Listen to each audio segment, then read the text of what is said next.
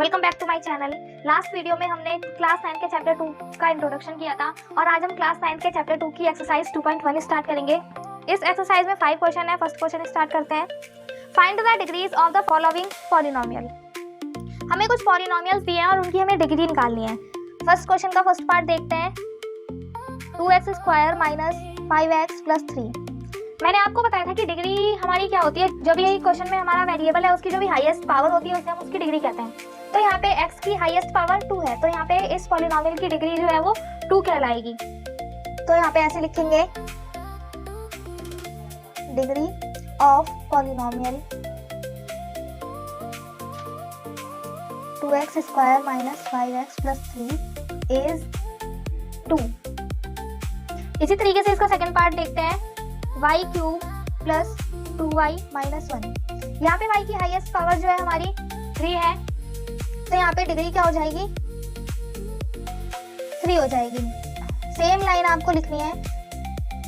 Polynomial जो हमें question में दिया है पॉलिनोमियल वो लिखेंगे यहाँ पे। उसके बाद इस हाईएस्ट डिग्री हमारी y की 3 है, तो यहाँ पे 3 हो जाएगी। क्वेश्चन नंबर 3 देखते हैं। -9। यहाँ पे जो है पॉलिनोमियल की डिग्री 0 होगी। क्यों? क्योंकि यहाँ पे हमें x y कोई भी वेरिएबल नहीं दिया है, तो यहाँ पे इस पॉलिनोमियल की डिग्री हम 0 लिखेंगे।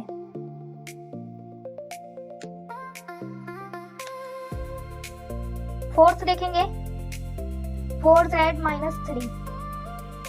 देखिए यहाँ पे z की जो पावर है वो कुछ भी नहीं दिया है, मतलब ओनली z लिखा है। इसका ये मतलब है कि यहाँ पे z की पावर 1 है और 1 को हम शो नहीं करते, इसलिए ऐसे ही लिखते हैं।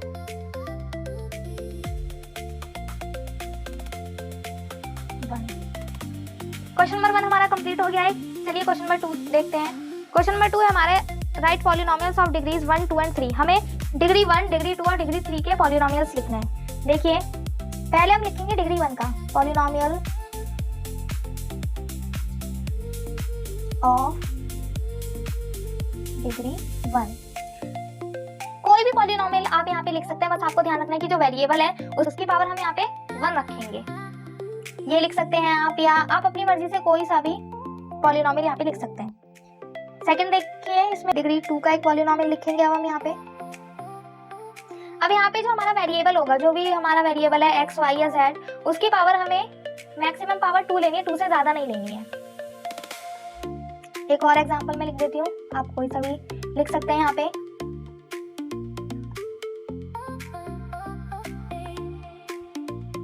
और हमें लिखना था polynomial of degree 3।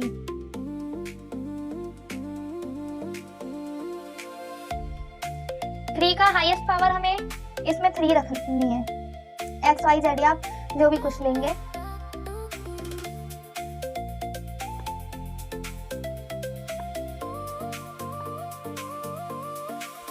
Question number 3 देखते हैं। What are the coefficients of x square and x cube in the polynomial. Question number 3 में हमें यहाँ पे एक पॉलिनोमियल दिया है, x power 4 minus 3x cube plus 6x square minus 2x plus 7।